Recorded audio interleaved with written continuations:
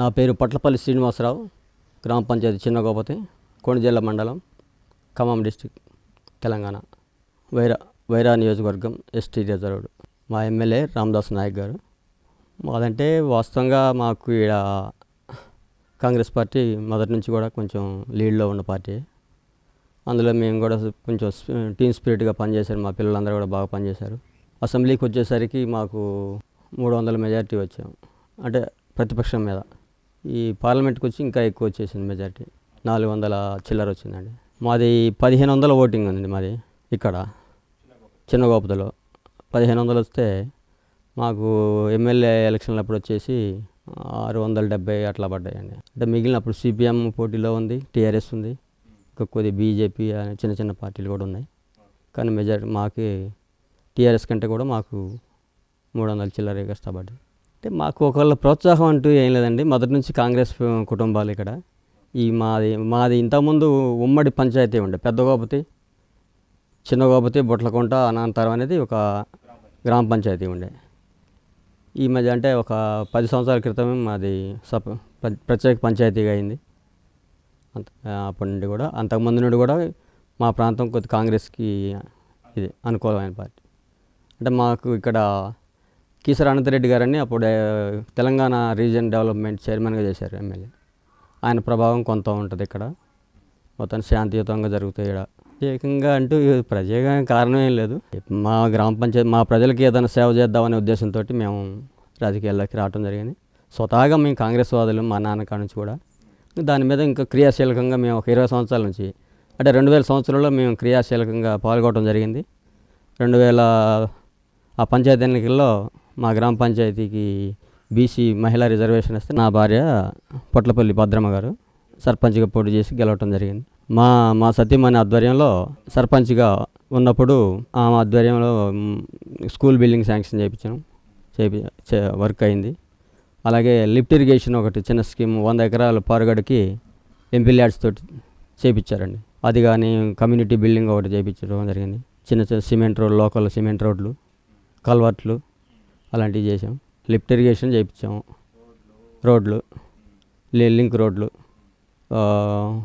అంటే సేలలకు పోయే రోడ్లు ఉంటాయి కదా అండి, అవి కూడా చేయించడం జరిగింది. సరే మా తర్వాత మళ్ళీ వేరే వాళ్ళు రావటం అనేది, సరే వాళ్ళ హయాంలో కూడా కొద్దిగా జరిగి ఉంటాయి. కానీ మాదైతే చెప్పుకోదగ్గ అభివృద్ధి మా భార్య, మా సతీమణి ఆధ్వర్యంలో జరిగినాయి. ఈరోజు ఎక్కడ చూసినా శిలాఫలకాలు ఉంటాయి. నీళ్లు పైలట్ ప్రాజెక్ట్ కింద మంచినీటి సరఫరా పథకం కూడా మా సతీమణి గారి ఆధ్వర్యంలో జరిగింది. అప్పట్లోనే 15 లక్షల ఎస్టిమేషన్ తోటి పూర్తి చేయటం.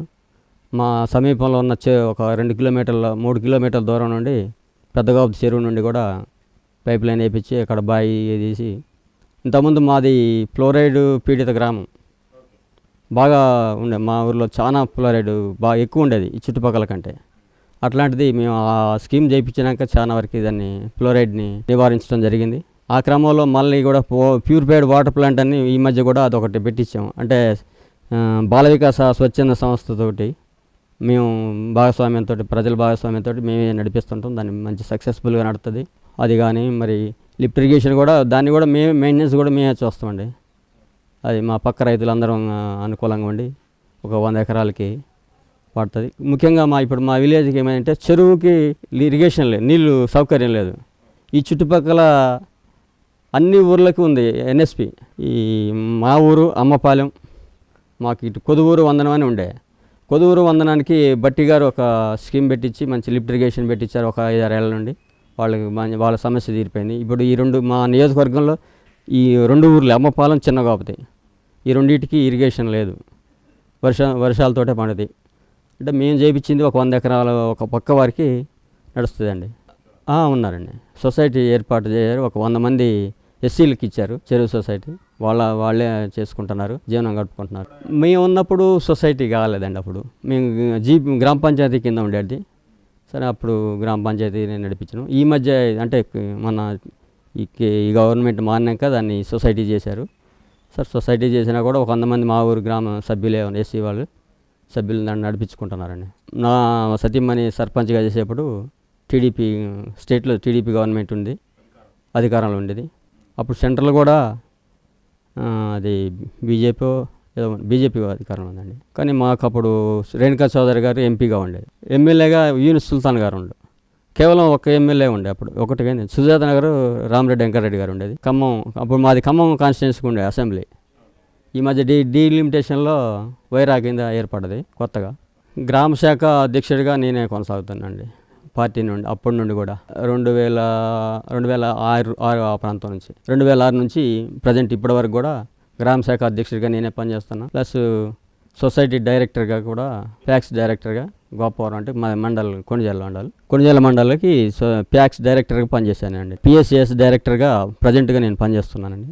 రైతులకి ప్యాక్స్ ఆధ్వర్యంలో పంటలు అమ్ముకోవడం, మొక్కజొన్నలు కానీ ధాన్యం కానీ అమ్మటానికి మేము హెల్పింగ్ ఉండేవాళ్ళం. ప్యాక్స్ ఆధ్వర్యంలో జరిగే కొనుగోలు కేంద్రంగా పెడతారు కదండి, మొక్కజొన్నలు ధాన్యం కొన్నప్పుడు నేను డైరెక్టర్గా ఉండటం వల్ల మా గ్రామ ప్రజలకి ఎంతో నేను ఉపయోగపడటం అయింది.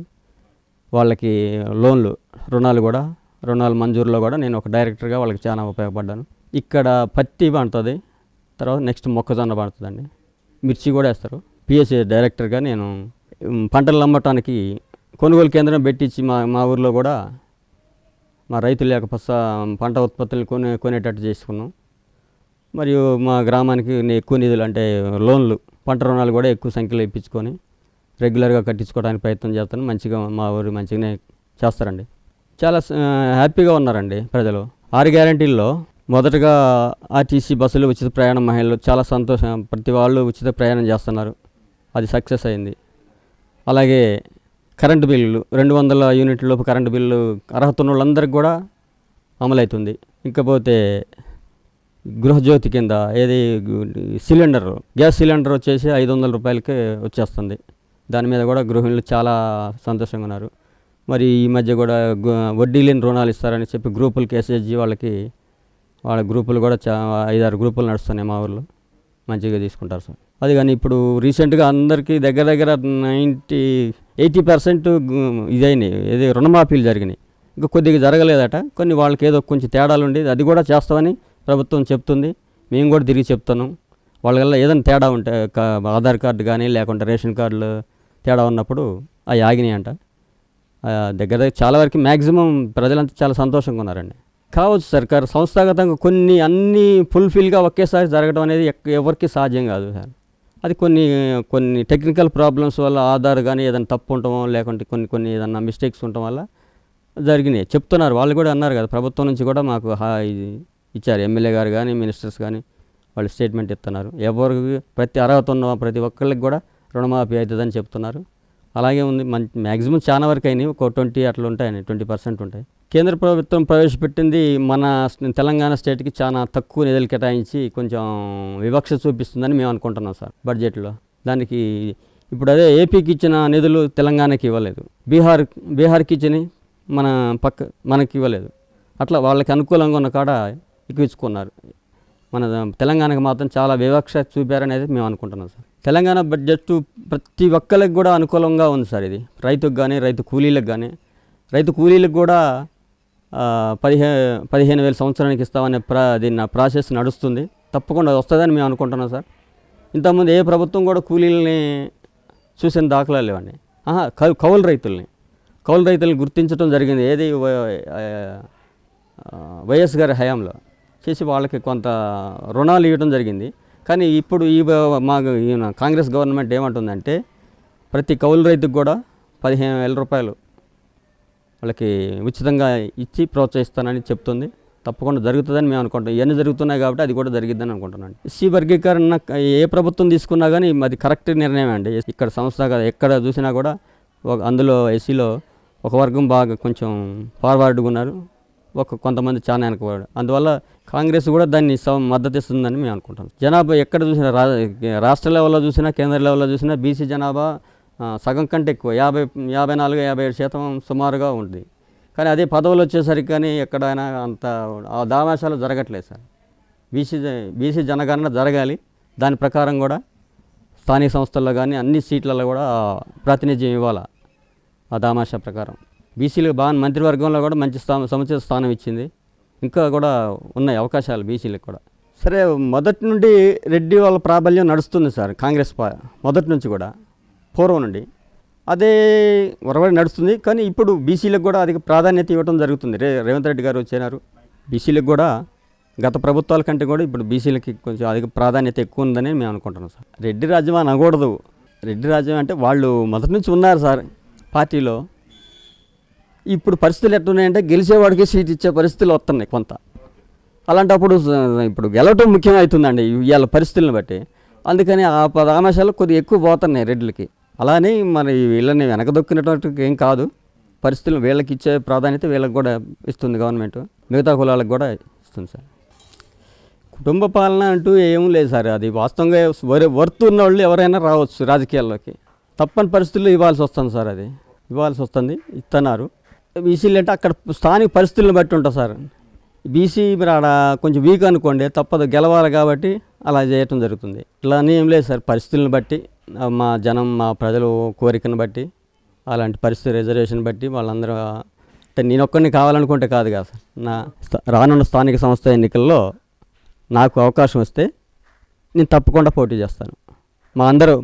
మా గ్రామ ప్రజల అంగీకారంతో సర్పంచ్గా కావచ్చు, ఎంపీటీసీ కావచ్చు, వాళ్ళు కోరితే తప్పకుండా చేస్తాను. తప్పకుండా నేను మా ప్రజలకి సేవ చేయడానికి సిద్ధంగా ఉంటాను. బెల్ట్ షాపులు తీసేయాలి కానీ మరి ప్రభుత్వాలు నడవాలంటే బెల్ట్ షాపుల మీదనే ఆధారపడి ఉండేవి. దానికి మరి ఏదైనా ఒకటి పెద్ద నిర్ణయం తీసుకోవాలి గవర్నమెంట్ ద్వారాగా. తీసుకుని ఏదైనా చేస్తే తప్ప బెల్ట్ షాపులు విచ్చలవిడిగా అయిపోయినాయి. గ్రామాల్లో ఎక్కడ పడితే అక్కడ, స్కూల్స్ పక్కన, గుళ్ళు పక్కన కానీ, నివాస సముదాయాల్లో ఎక్కడైనా ప్రతి 2-3 ఇళ్ళకు బెల్ట్ షాప్ అవుతుంది. దాన్ని అయితే తప్పనిసరిగా ఖండించాల్సిన అవసరం ఉంది సార్. తప్పకుండా మార్పు కనపడుతుంది సార్. విద్యకి వైద్యానికి ఇప్పుడు అంటే టీఆర్ఎస్ గవర్నమెంటే ఆల్రెడీ ప్రతి జిల్లా కేంద్రానికి ఒక మెడికల్ కాలేజ్ శాంక్షన్ చేయడం జరిగింది. కానీ దాన్ని క్రియాశీలకంగా చేయలేదు. దానికి స్టాఫ్ కేటాయించలే.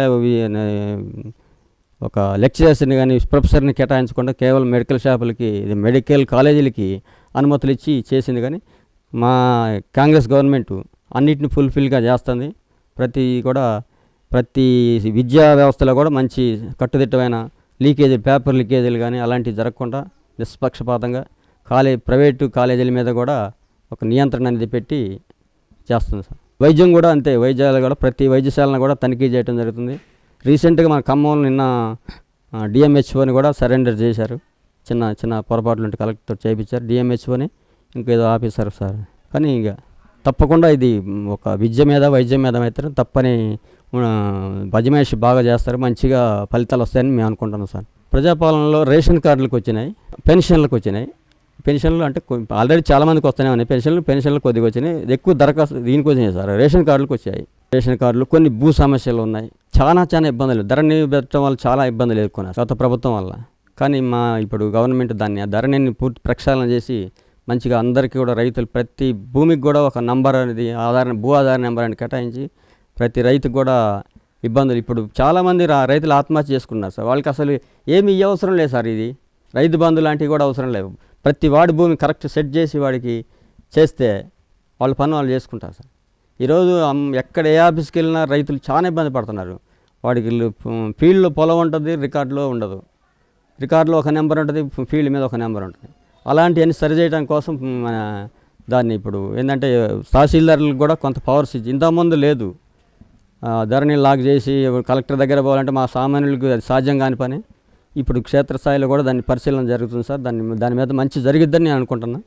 జరగాలి, తప్పకుండా జరగాలి. మాజీ ఎమ్మెల్యే గారు రాముల నాయక్ గారు అండి. ఆయనకు వాస్తవంగా రాజకీయ అవగాహన తక్కువ. ప్రజలతో మమేకం కాలేకపోయింది. ఆయన ప్రజలతోటి సత్సంబంధాలు నెలకొల్పుకోలేకపోయింది సార్. ఆయన ఓడిపోయిండు. మా గ్రామ పంచాయతీ ప్రజలకు నేను చెప్పేది ఏంటంటే అభివృద్ధి భవిష్యత్తులో కూడా ఇంకా మంచి చేస్తారని నమ్మకం ఉంటే ఇప్పుడు చేసిన వాటిని బేరీ చేసుకొని